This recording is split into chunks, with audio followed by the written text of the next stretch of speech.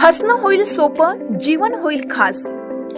पलूस आणि परिसरातील नागरिकांच्या आता दाताच्या उपचारासाठी सांगली, कोल्हापूर, पुणे, मुंबईची धावपळ थांबणार।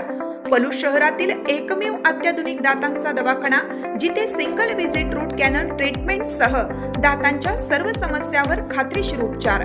डॉक्टर प्रणव सचिन सुतार यांचे smile studio multi speciality dental clinic, Bhosale plaza, new ST stand समोर, पलूस।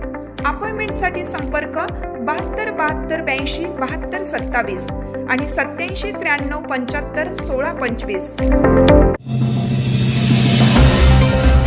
तुमच्या जिंदगीवर विकास कामांमुळे गोपीचंद पडळकर यांचा जयंत पाटलांवर घणाघाती हल्ला।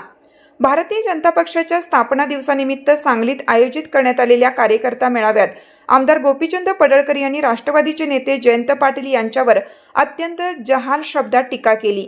इतकी वर्ष मंत्री असूनही तुम्हाला सांगलीत एक रस्ता नीट करता आला नाही, तुमच्या जिंदगीवर मी अशा शब्दात पडळकर यांनी पाटील यांना लक्ष्य केलं। ईश्वरपूर सांगली हा रस्ता तुमच्या काळात झाला नाही, तो आमच्या भाजप सरकारच्या काळात पूर्ण झाला, असे म्हणत त्यांनी विकास कामांच्या मुद्द्यांवर विरोधकांना घेरलं। सांगली कृषी उत्पन्न बाजार समितीवर सध्या प्रशासकाची नियुक्ती करण्यात आली आहे।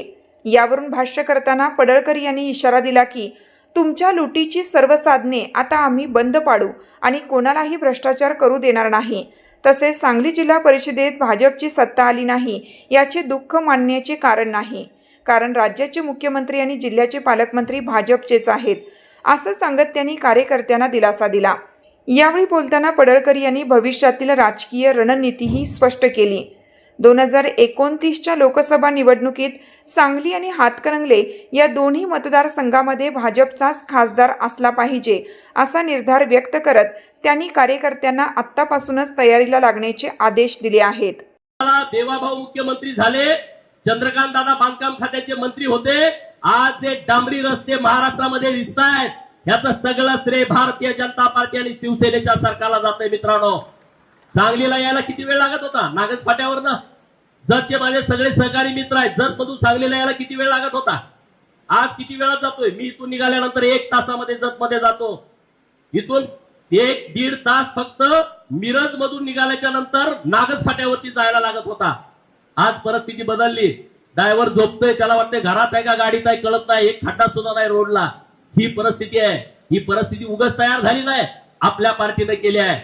आज ईश्वरपूरवरनं सांगलीला येणारा रस्ता, अरे एवढे वर्ष तुम्ही मंत्री आहे, तुमच्या जिंदगीवरती थुकतो, अरे तुम्हाला रस्ता करता येत नाही, तो माझ्या पार्टीने केलाय, माझ्या नेतृत्वाने केलाय आणि याचा अभिमान आपल्याला असला पाहिजे। साधा रस्ता तुम्ही करू शकत नाही, बदल काय करणार आहे?